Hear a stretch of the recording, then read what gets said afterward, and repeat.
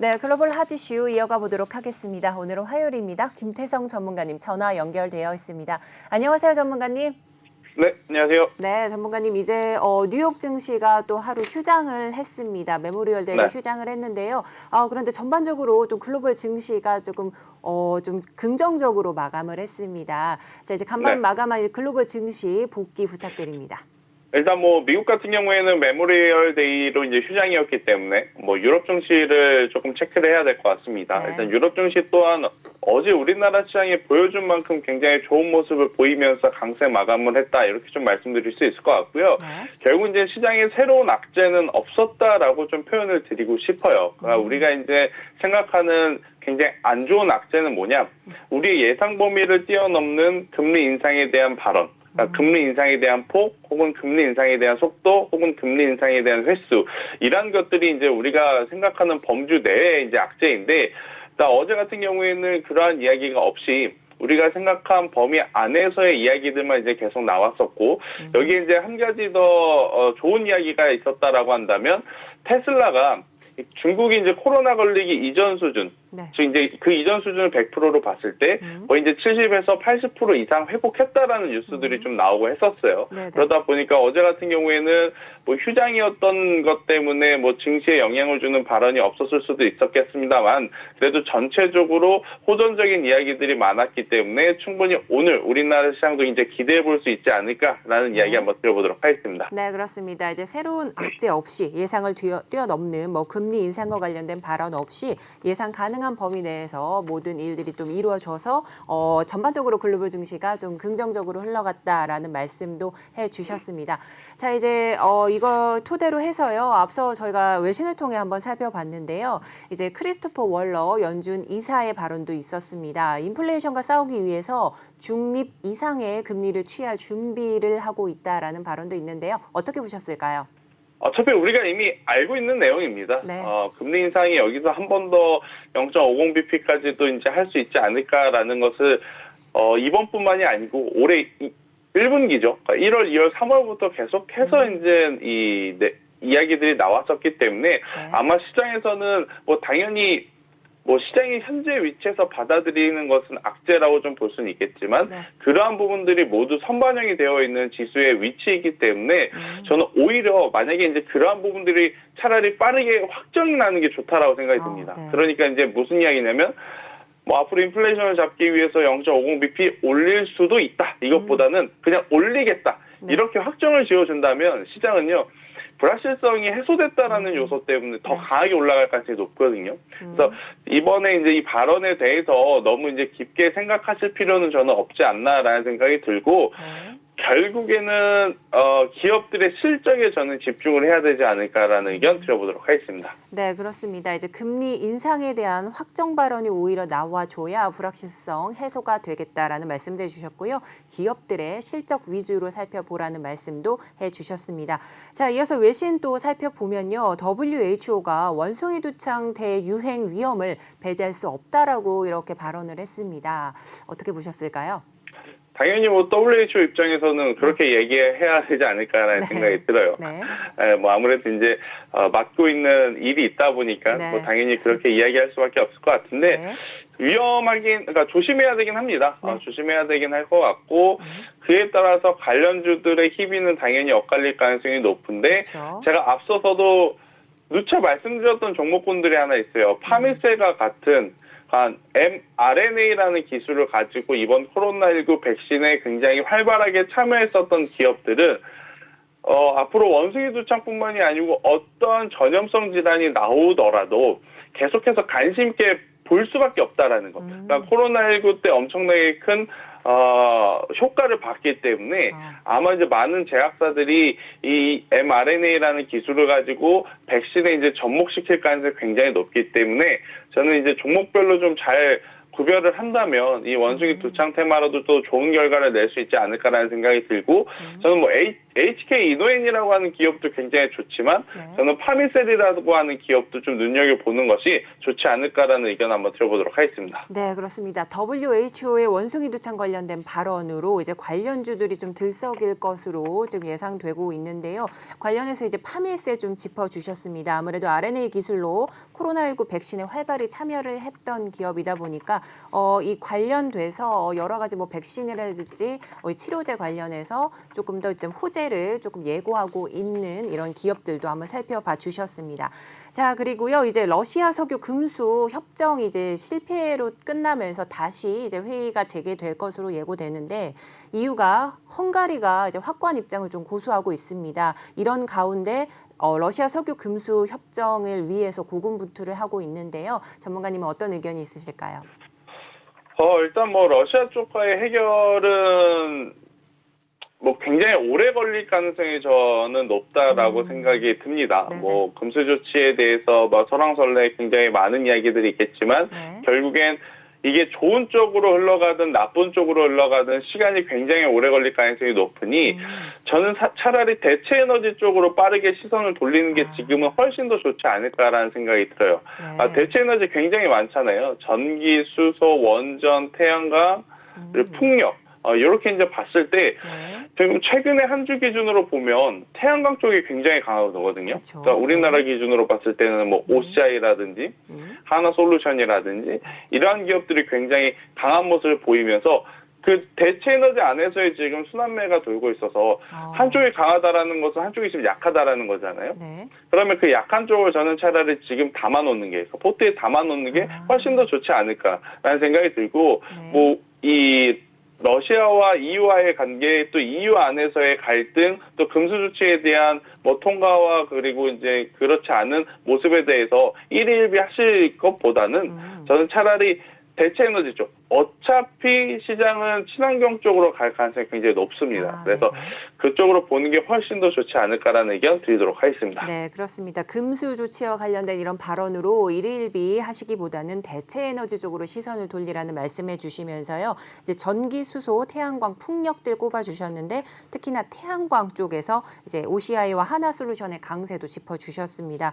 이 대체 에너지 안에서 순환매가 좀 이루어지고 있기 때문에 약한 쪽을 좀 포트에 담아두는 게 어떨지 이런 의견도 주셨습니다. 자, 이어서 보도록 하겠습니다. 이제 가장 핫 이슈였던 이제 루나 관련된 이야기인데요. 400억 달러 붕괴 이후에 또 루나 2.0이 또 부활을 했다 이런 이야기가 있습니다. 근데 일각에서 여러 주요 투자자들이 비판도 좀 쏟아지고 있는데요. 전문가님은 어떤 의견이 있으실까요? 투심이 만든 사고가 아닐까라고 생각이 들어요. 투기적인 투심이 만든 사고.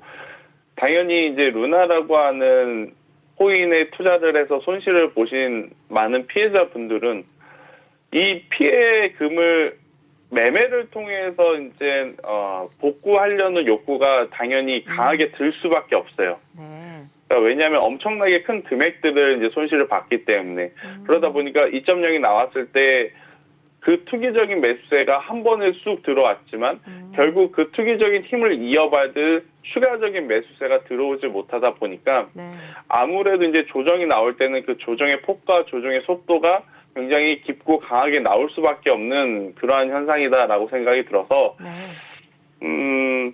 위험하죠. 네, 위험하다라는 이야기를 저는 드릴 수밖에 없을 것 같고 자칫 이 루나 2.0에 대해서 더 투자를 확대를 했을 경우에는 더 좋지 못한 결과를 낼 가능성도 있습니다.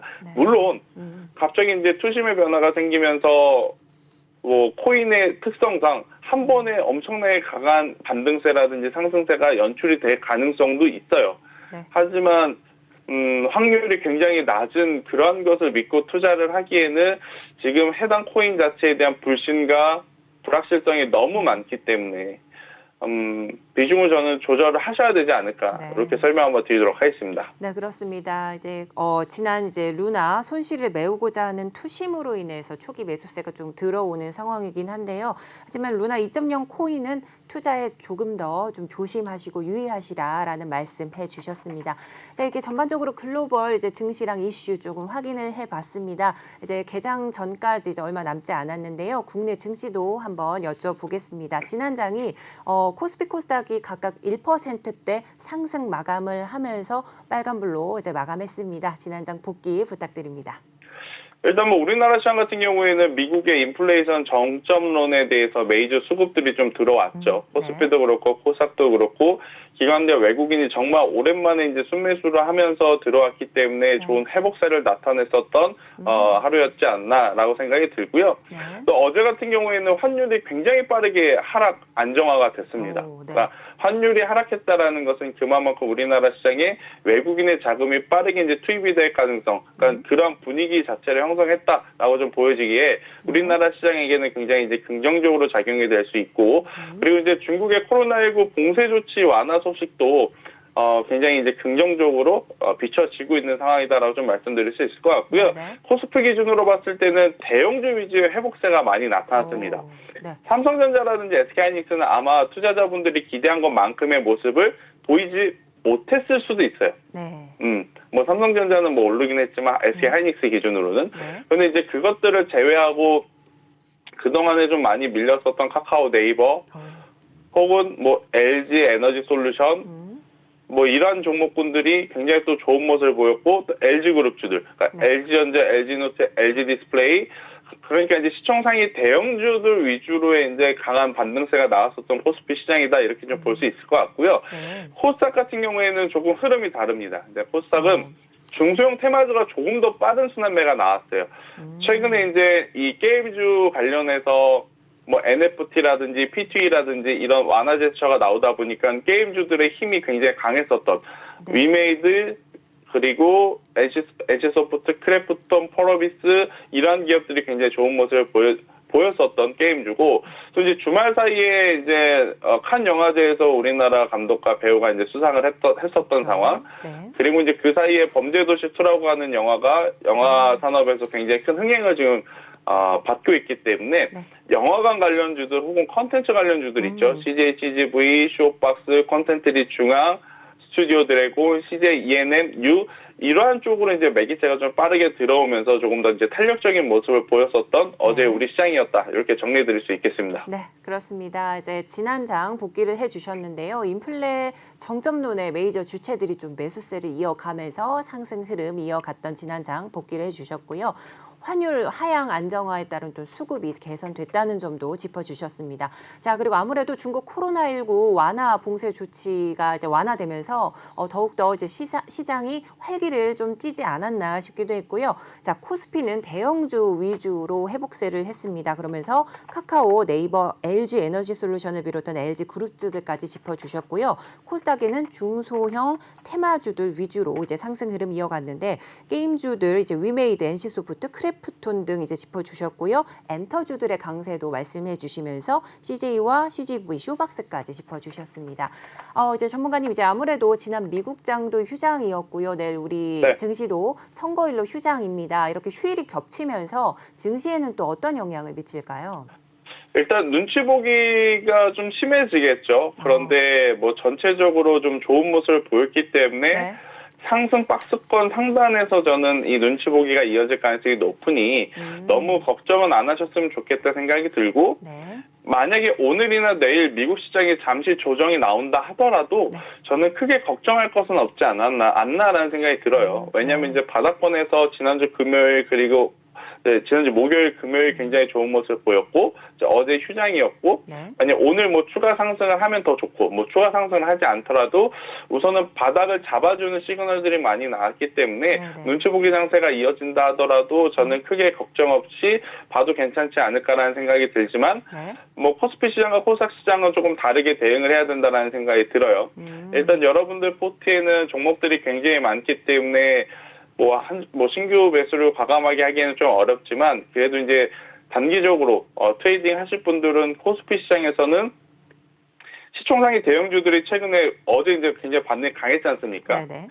만약에 오늘 눈치 보기 장세로 인해서 살짝 조정이 나온다면 저는 비중을 확대해서 수익률보다는 수익금을 치중하는 좀 매매를 하시는 쪽이 훨씬 더 좋지 않을까. 즉 뭐냐면 한 종목의 비중 5% 10%씩 사는 것보다 네. 시총 상위 종목 대형주가 조정을 보였을 때 좀 비중을 확대해서 매수를 하는 전략을 취하시는 게 가장 좋지 않을까 생각이 들고 네. 왜냐하면 바닥을 잡아주고 턴 어라운드가 되는 시초라고 생각을 하기 때문에 그래요. 그래서 이제 뭐 네이버라든지 카카오 같은 경우에는 규제 완화 기대감 가지고 있는 종목군들은 그렇게 매매를 하는 것도 하나의 팁이다라고 좀 될 수 있을 것 같고요. 네. 중소형 개별주 안에서는 어제 장 마치고 나서 시간에서 굉장히 좋은 흐름을 보였던 것들이 로봇주였습니다.